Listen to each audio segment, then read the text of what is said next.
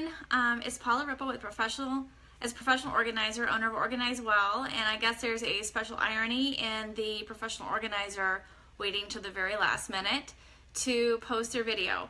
And I would like to say that I waited for St. Patrick's Day because it's just basically dumb luck that I ended up at the Lakeside Conference.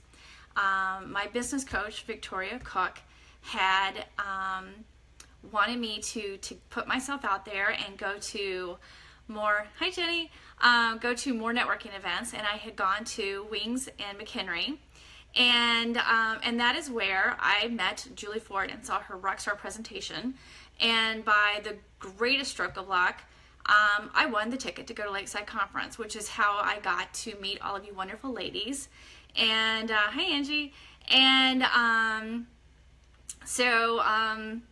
it was just exactly what I needed at exactly the right time in my business.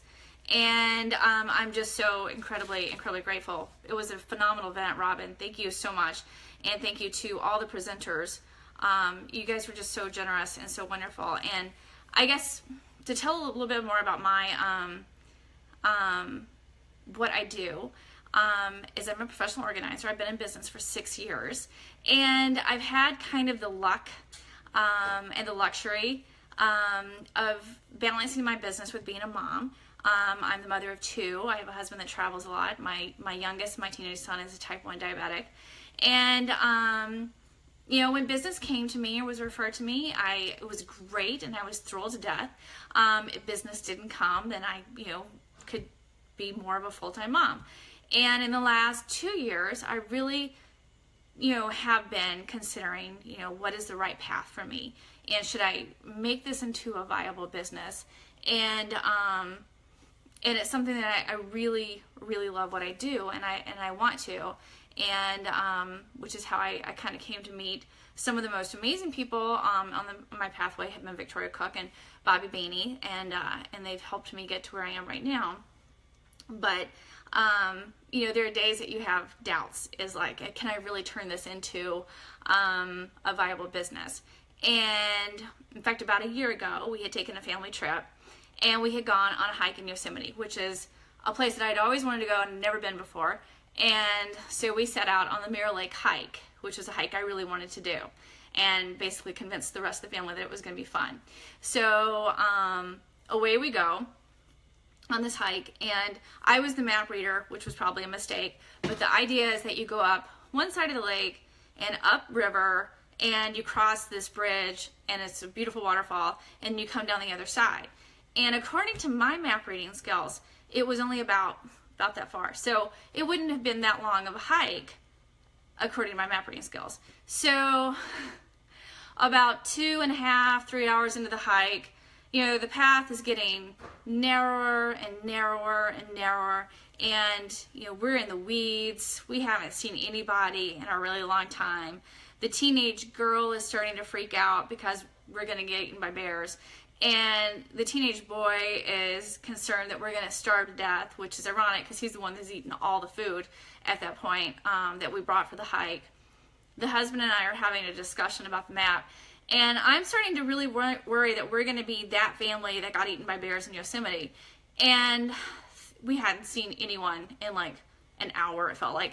And I finally see someone, it's a couple walking down the other side of the river. And we shout out, hey, did you do the whole hike? Did you go upriver and cross the bridge? And they stopped and they said, we absolutely did. And it's an amazing hike, and you're almost there. You just need to go a little bit more to this direction and you'll be on the main path again. And don't give up. Don't turn back, because it's so worth it and you're almost there. Well, you're wondering why I told you this story about Yosemite. Well, I told you that story so I could tell you this story. You guys at Lakeside Conference were like the couple on the other side of the river. The people who are shouting out, hey, you guys, you're almost there. Don't give up. Don't turn back.